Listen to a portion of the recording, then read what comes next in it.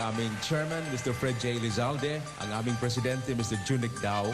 Taus-pusong pasasalamat ang aming ipinapaabot sa KBP. Salamat po sa papuri, salamat sa karangalan, at salamat sa inspirasyon. Yung award po na ito, inaalay po namin una sa lahat sa ating Panginoon. Pangalawa sa lahat po ng mga announcers, mga DJs po natin, mga technician, mga radio partners at mga station managers, lalong-lalo na po sa mahigit 12 million listeners po ng ating estasyon sa Luzon, Visayas at Mindanao at nasa labas din po ng ating bansa. Maraming salamat po. Sa inyo na ang mga balitang ihahati ng radyo natin Balita. Mga maiinit, nagbabagat, makabuluhang mga balita sa radyo natin Balita. Mga balitang nakalap mula sa loob at labas ng ating bansa. Radyo natin Balita. Ito lamang sa himpilan DXTC 95.9 Radyo natin FM Cotabato City. Radyo natin Balita. Di magkaka.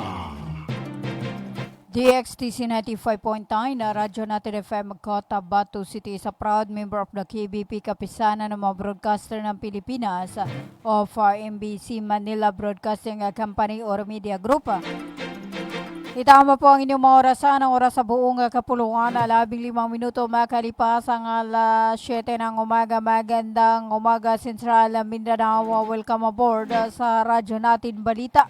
Sa ngalan po ng aming butihing station manager sa aming admin officer KBP license, Sir PB Jawaril, at sa aming news head, Miss Noronisa Mamital Kusin. Sa aming mga media technician, ako po ang inyong makakasama, Radyo natin Caroline Abas. 16 na minuto makalipas ang alas 7 ng umaga at ang oras na natin sa inyo ng Cotabato Institute of Technology Foundation Incorporated at ng Al Rais Ventures Corporation na sa pamahala ni Manager Abidin E. Ali at also hatid sa inyo ng Green Pharmacy para sa mga preskong gamot. Hanapin lamang ang Green Pharmacy na makikita sa tapat lamang ng People's Palace in Suat Avenue, Cotabato City. Hatid din sa inyo ng Ministry of Labor and Employment or Molibar sa pamahala ni Minister Dato Muslim NG Sema or Bapamosa at sa kanilang General Director Dato Zuraba Butazil Jr. 17 minuto makalipas ang alas 7 ng umaga at para sa ating pangunang balita. Opisyal na nga sinimulan ang pagpapatayo ng multi-purpose cover court sa Barangay Brara, Dato Anggala, Timbang, Maguindanao del Sur sa pamagitan ng groundbreaking ceremony na ginanapan noong ika-28 sa buwan ng Abril 2026. Ang nasabing proyekto ay pinunduhan sa ilalim ng 2025 Supplemental Fund ni Member of Parliament MP Attorney Omar Yasser Sema at ipinapatupad ng Ministry of Human Settlement and Development. Ayon pa kay MP Sema, ang cover court ay hindi lamang magsisilbing lugar para sa sport, libangan at mga pagtitipon, kundi magsisilbi rin itong evacuation center sa oras ng mga kalamidad. Sa isang banda, nagpasalamat naman si Barangay Chairman Dato Shamir Sultan kasama ang kaniyang ama si former DAM ABC President Ugalingan Sultan Pagayaw at iba pang mga opisyal at residente ng nasabing barangay kay MP Attorney Sema at sa Bangsamoro Government Center sa nasabing proyekto.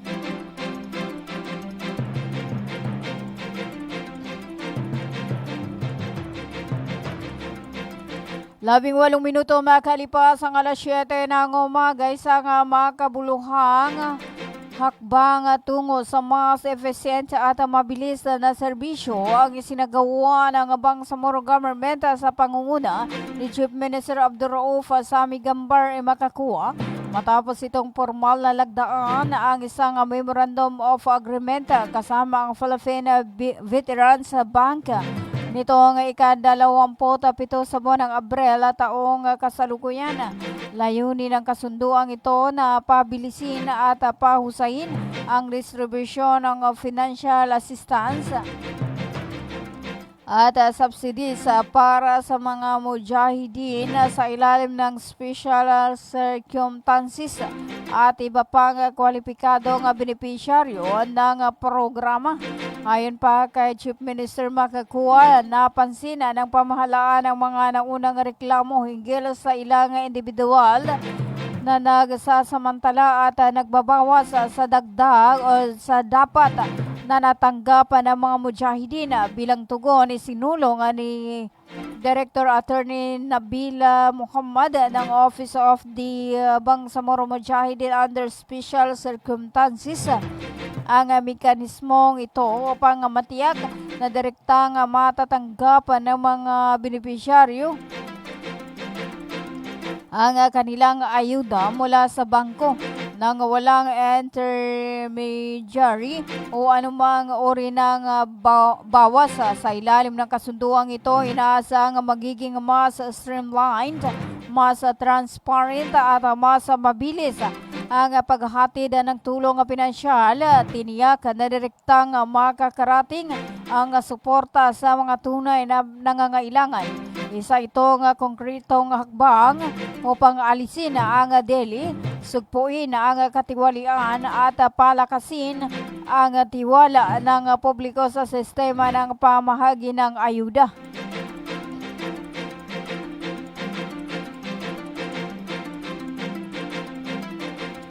20 minuto makalipas ang alas 7 ng umaga at nakipagpulong si Honorable Mohagir M. Iqbal, Chairman ng MILF Peace Implementing Panel sa bagong Presidential Advisor on Peace, Reconciliation and Unity, si Secretary Melcine Sarmiento. Sa pagpupulong na ito, ipinahayag ng MILF ang kanilang suporta kay Sarmiento at ang kanilang pag-asa sa patuloy na may sakatuparan ang Comprehensive Agreement on the Bangsamoro or CAB. Binibigyang diin ni Iqbal ang pangangailangan ng kasanayan sa pamahala ni Sarmiento para sa pagkompleto ng proseso ng kapayapaan, kabilang ang normalization at pagpapaunlad ng Bangsamoro Autonomous Region in Muslim Mindanao. Handang makipagtulungan ang MILF sa OPAPRO upang matapos ang mga natitirang gawain sa ilalim ng kasunduan sa kapayapaan.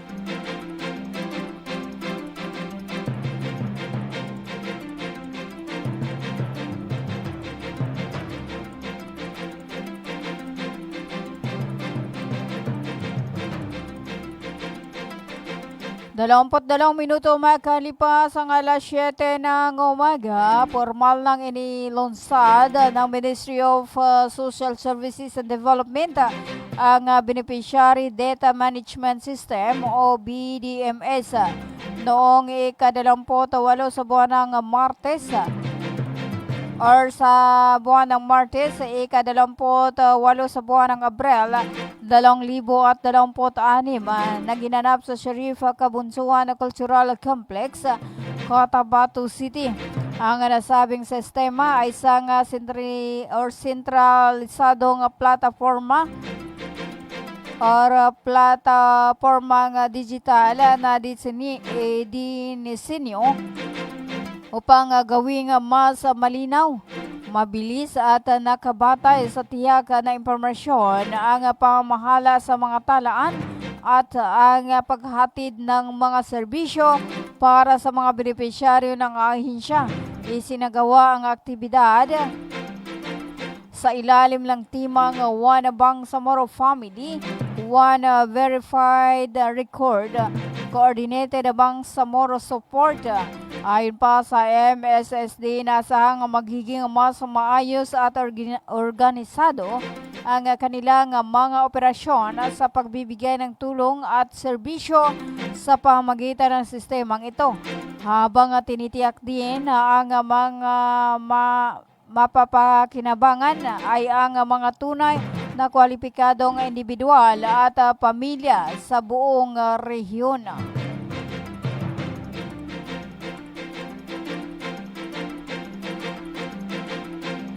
24 na minuto makalipas ang alas 7 ng umaga. Para sa iba pa nating mga balita o isang construction worker ang kritikal ang kalagayan na matapos sa barilin ng ilang ulit ng dalawang armado ng mga armadong kalalakihan na salamitan nitong noong araw ng Lunes.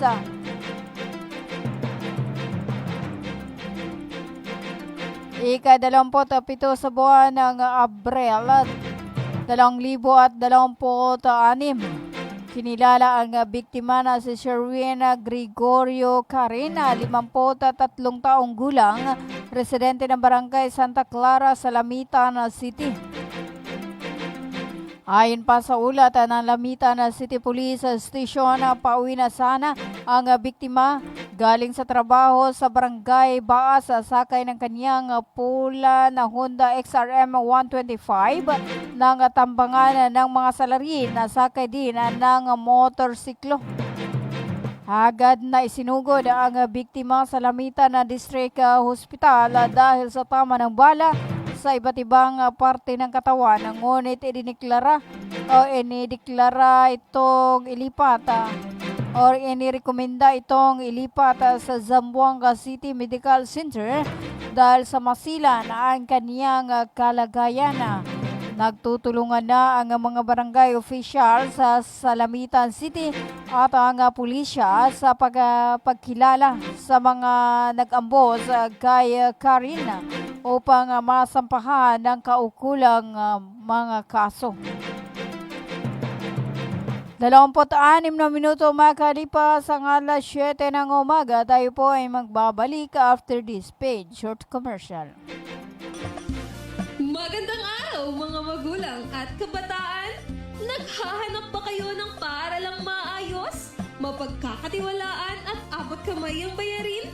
Sa Cotahuato Institute of Technology Foundation Incorporated, tumatanggap kami ng kindergarten, elementary mula grade 1 hanggang grade 6, junior high school mula grade 7 hanggang grade 10, at senior high school na may strand na Humanities and Social Sciences. Sa Kitpi, may maalagang guro, maayos na pasilidad at edukasyong para sa masa. Mayroon din kaming scholarship program at tumatanggap ng mga scholars. Kaya ano pang hinihintay nyo? Mag-enroll na sa Kitpi. Para sa impormasyon, makipag-ugnayan sa 0905-1423-948. Matatagpuan sa Poblacion 8, Cacar, Cotabato City. Sa Kitpi, abot kamay na bayarin, edukasyong siguradong kinabukasan. Bumili at manalo ng 300 tips to make a raffle promo sa KCC Mall of Cotabato. May 1 raffle entry sa bawat 200 pesos sa KCC Department Store o 1 raffle entry sa bawat 500 pesos sa KCC Supermarket gamit ang KCC Forever Bonus Card. May chance ka pang manalo ng 40 million shopping money. Milyong exciting prizes. KCC Supermarket, nakabarato. Everything's here at KCC for you. Inihahandog ng Ministry of Labor and Employment, BARMM, sa pamamagitan ng Bureau of Employment, Promotion, and Welfare. MOLA Job Portal project na binuo para sa mga aplikanteng naghahanap ng trabaho at mga pribadong establishmento, kumpanya at recruitment agencies na nangangailangan ng mga trabahante. Libre. Madali. Ligtas gamitin para sa mga job seekers at employers. Narito ang iilan sa features at function ng online platform system na ito.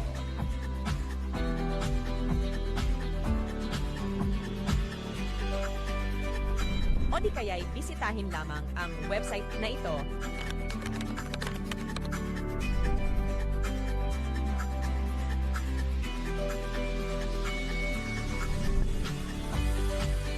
Maaari din i-scan ang QR code sa larawan. Para sa karagdagang impormasyon, bisitahin ang official website ng moliportal.h.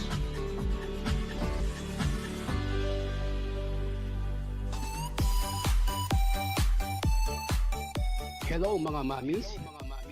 Gusto nyo bang manganak sa dekalidad at libreng paanakan? Halina at puntahan ang Bagwa Lying-in Clinic. Libreng manganak at kasama na ang family planning. Kaya mga mamis, simulan na ang libreng pagpapacheck-up. Dito lang yan sa Bagwa Lying-in Clinic. Open 24 hours at PhilHealth accredited. Narito ang kanilang mga services offered. Family planning, IUD insertion or removal, check-up, pill supply, condom supply, DMPA injection, referrals for bilateral ligation, BTL, natural family planning, NFP method, counseling, maternal and child health, physical exam, breast exam, pelvic exam, prenatal care, postnatal care, pap smear, well body care, immunization, breastfeeding, cord dressing, whey taking, safe, normal, spontaneous delivery, newborn screening. For other services, you may please contact our midwife at landline number 557-4422 or a cellphone number 0917-531-6697. Para sa mga karagdagang katanungan, pwede kayong bumisita anumang oras sa Bagwa Lying-in Clinic at hanapin lamang ang kanilang clinic manager. Ang Bagwa Lying-in Clinic ay matatagpuan sa Kimpo, Bagwa 2, Cotabato City. Owned and managed by Madam Fe Camano Mandi. Tandaan mga mamis, Bagwa Lying-in Clinic.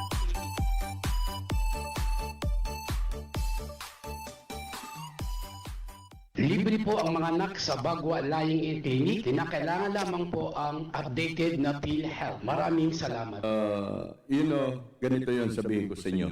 Makinig kayo. Binabati ko po kayo at inanyayahan na makinig dito lang sa himpilang DXTC 95.9 Radyo Natin FM Cotabato City. Maraming salamat po. Sabihin ko sa di magaga.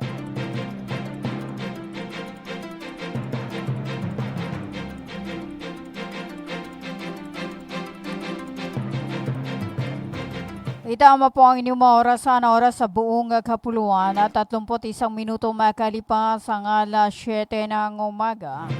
At para sa iba pa nating mga balita, nagsagawa ng pulong balitaan ang Ministry of Labor and Employment ng Bangsamoro Autonomous Region in Muslim Mindanao kahapon ay ika-28 sa buwan ng Abril 2026 upang magbigay ng update hinggil sa paggunita ng Bangsamoro Day, implementing rules and regulation or IRR ng Bangsamoro Labor and Employment Code at sa mga hakbang ng ahensya kaugnay ng oil crisis.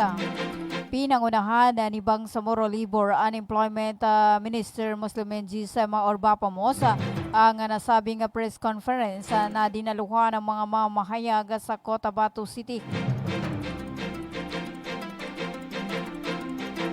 Aniya ang IRR ang magiging gabay sa masa malinaw at angkop na pagpapatupad ng labor code dito sa Bangsamoro. Tiniyak na protektado ang karapatan ng bawat manggagawang Bangsamoro habang binabalansi ang interes ng mga namumuhunan sa rehiyon.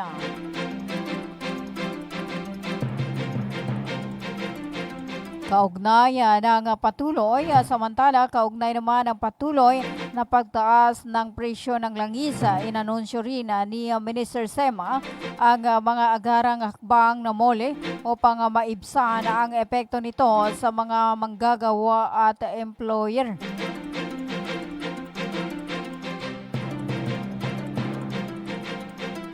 At dagdag pa nito bilang bahagi ng pulong balitaan, ibinahagi rin ng muli ang kanilang partisipasyon sa nalalapit na paggunita ng Bangsamoro Day or Labor Day sa May 1, 2026.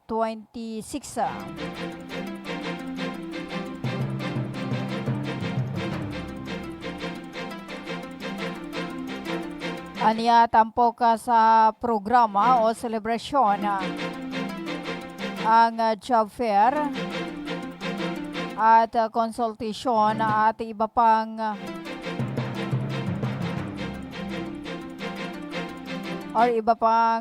mga serbisyo na ihahatid ng Molly Barm.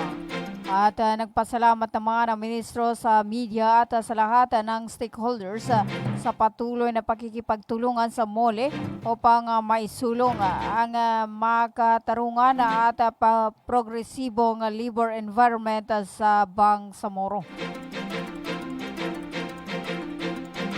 34 na minuto makalipas ang 7 ng umaga.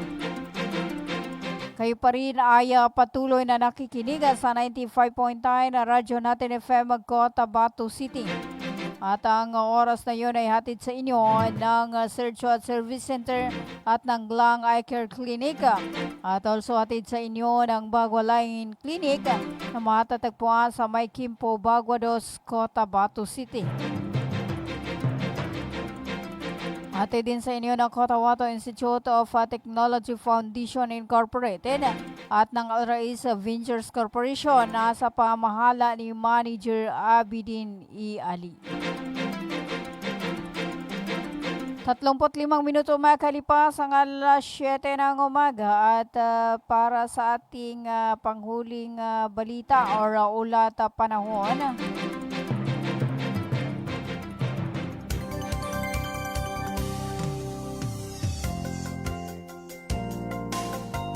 Ayon na sa Pag-asa, bahagyang maulap hanggang sa may mga bahagi na makakaranas ng kalat-kalat na pag-ulan sa buong araw.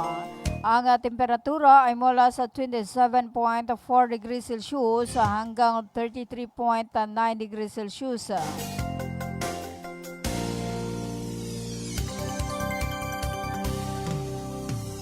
Ang hangin ay hanggang 21.2 km per hour. Ang bilis sa direksyon mula sa silangan hanggang timog silangan. Sumikat ang araw kanina alas 5:35 ng umaga at lulubog alas 6:12 ng hapon. Samantala, bahagyang maaraw hanggang maulap, walang inaasang ulan ngayong araw.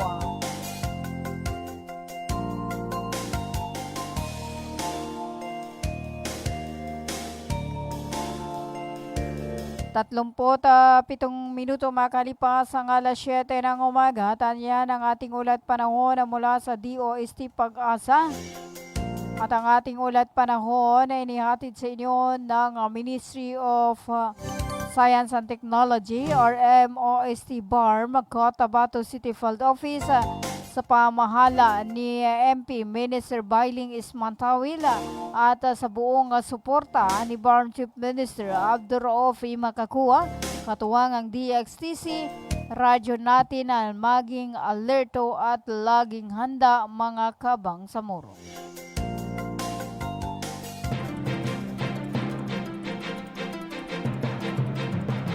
37 minuto makalipas ang alas 7 ng umaga at yan na po ang kabuuan ng ating radyo natin na balita.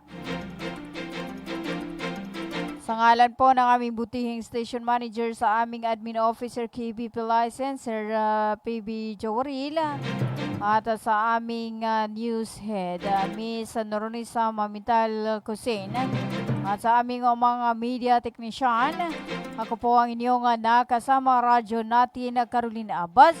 At hello po kay Ma'am Simbayada. Good morning from Tacurong City.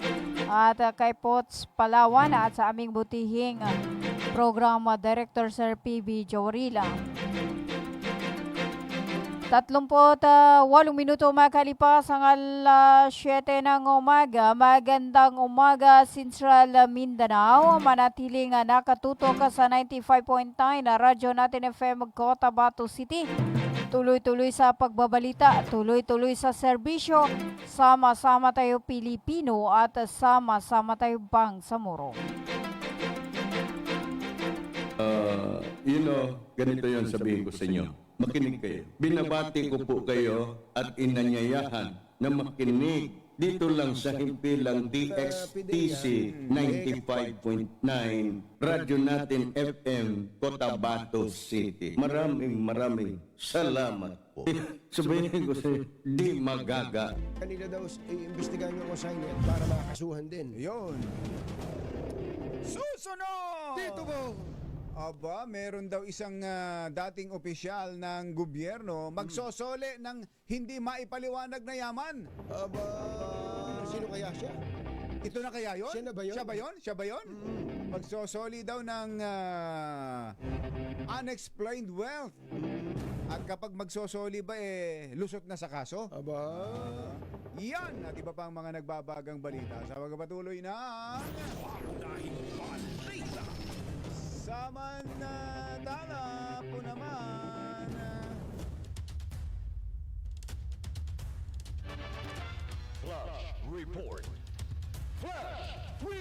Sunog! Sunog!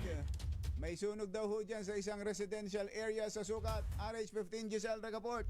Coming Giselle! Jerry Katunying sumiklab yung sunog sa isang residential area sa Purokdo, sa Hacienda Rosario, Barangay Sukat, Muntinlupa City.